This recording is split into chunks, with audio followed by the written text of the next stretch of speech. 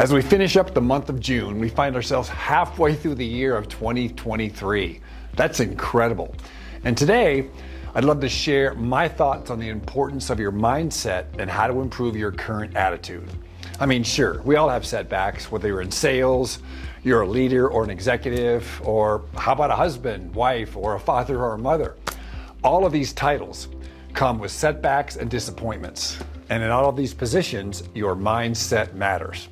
I spent much of my life focusing on mindset, how to overcome challenges, stay focused, and turn lemons into lemonade. And with that being said, here's my 3 steps to a positive mindset. Number 1, if it is to be, it's up to me. That's right, your mindset is your responsibility. It's our responsibility to be positive rather than negative. It's our responsibility to look at the glass half full versus half empty. It's our responsibility to move through obstacles rather than quitting or engaging with a negative attitude. Let's say you're in sales and you lost a major account. Obviously, not a reason to celebrate.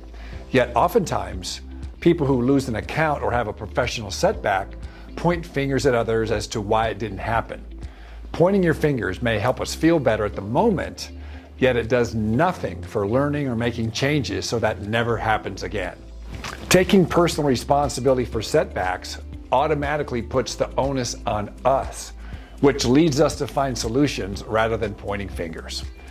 Number 2, making a conscious decision to look at possibilities rather than despair. Or another way to look at it is look at the bright side rather than the dark side. Let me give you a logical explanation.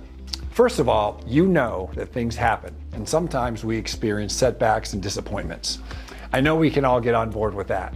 And if that's true, which it is, focusing on the problem, setback or disappointment, only makes it worse and makes us feel worse, which causes the downward spiral. Since you know it's not personal, nor is it the end of the line for you, meaning it's not going to kill you, it would make sense then to focus on a solution or an opportunity rather than descend into the abyss of mediocrity and self-pity by focusing on the problem with a bad attitude. Now, how do we do that? A bad attitude is a deeper issue. It stems from your belief system.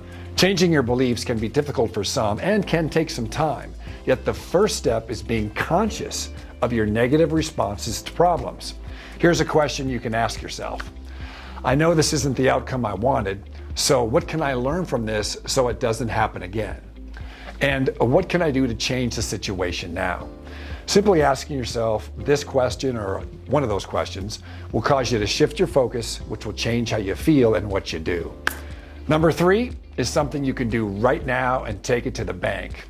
It's called acting as if. And number 3 is acting as if you're in a good mood until it becomes a habit. How do I do that?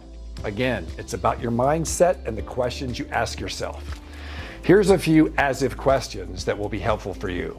Number 1, if I knew today was going to be my best day ever, what type of attitude and energy level would I have and how would I treat people? Number 2, if I knew this situation will help me get closer to my goal, what type of attitude and action steps would help me succeed? Number 3, if I knew the challenges I'm having right now are preparing me for my best quarter ever, what type of attitude would I have today? Number 4, if I knew I would have the best third quarter of my life, how would I present myself to the world starting now? Number 5, if I knew my spouse needed some connection and love, how would I treat him or her tonight when I came home? For me, my belief system is so strong, I literally believe when I put the work in, I get rewarded. I also believe my winning attitude is my secret weapon, my advantage, if you will. People buy from people they like and trust, and most people like people who are upbeat and positive. I also believe my attitude separates me from most others who are competing against me. And I also believe everything always works out for me. Now remember, beliefs are subjective. These beliefs are true for me. So as a result, I always have a winning attitude. Now, I didn't get there overnight. I spent years asking myself these same questions I just shared with you, which allowed me to form a belief about myself and my attitude, which continues to pay dividends to this day.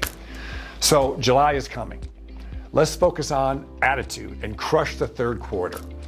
Review the questions I just asked you. Review them every day. Make them a habit. When you can ask yourself that question and move to a different state of mind, you are on the right track. Psychology is 90% of your success, and you typically feel what you're focused on. Great job today, and I'll see you next month.